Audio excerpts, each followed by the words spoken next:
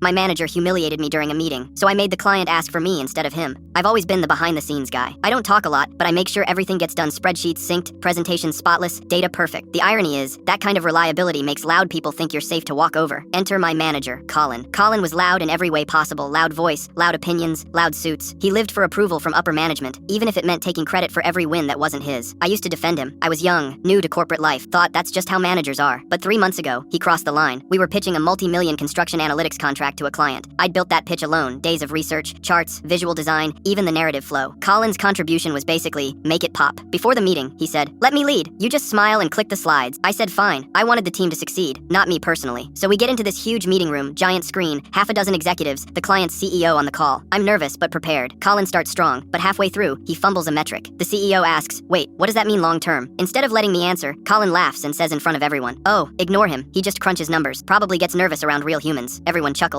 except me. I froze, fake smile glued on, heartbeat in my ears. I went home that night shaking, not angry, just humiliated. So I spent the next week deciding if he wanted to make me invisible, I'd make him irrelevant. The following month, we had to present a progress update. I quietly compiled everything: latest analytics, future projections, and a predictive algorithm using the client's own data. Nothing flashy, just real results. Before the meeting, Colin told me not to get fancy this time. The execs want confidence, not tech talk. So I nodded and said, "Of course, you lead. I'll click." Halfway through the meeting, the client's CFO interrupts. "These are the same numbers as last month. Where's the new data?" "Marky," Colin stammers. He didn't even know I had built an updated model. So I lean forward slightly and say, "Actually, if it's okay, I can show the predictive model we've been testing." The CFO says yes. Colin glares at me, but it's too late. I pull up the dashboard clean, simple visuals showing how their decisions could save 11% in operational costs over the next year, with breakdowns by department. The client's team sits forward, whispering. Then the CEO, the same one who'd laughed before, says, "Who built this? We were looking for exactly this kind of forecasting." I said, calm as ever, "Our department did the groundwork, but I designed the framework personally." Silence then. "Impressive work, Colin. We'll want Mark leading technical communication for the rest of this project." My manager actually went red. You could see the shade rise up his neck. After the meeting, he cornered me in the hallway. "You undermined me." I just said, "You told me to stay quiet." So I let the work speak. 2 weeks later, corporate emailed me about a position: project lead for data development. My name right under his old contact on every client email thread. He didn't get fired, but he was moved to strategy coordination. Translation: no clients, no influence. The next time that same CEO visited, Colin tried small talk, bragged about his team's progress. The CEO just smiled and walked over to me with a handshake, calling me by name. Now I manage the team I used to quietly support. It's surreal. I still sit by the same window seat, same keyboard, still hate small talk, but people listen when I speak now. Sometimes I catch Colin walking past my glass office, pretending he's just browsing. He won't meet my eyes. I don't gloat, don't need to, because real revenge isn't yelling back or embarrassing someone publicly. It's calmly outclassing them until everyone else notices what they tried to bury. Colin once joked that I failed to connect with real humans. Turns out, humans like results more than noise. And when you quietly build something undeniable, you don't have to scream for credit, they give it to you themselves.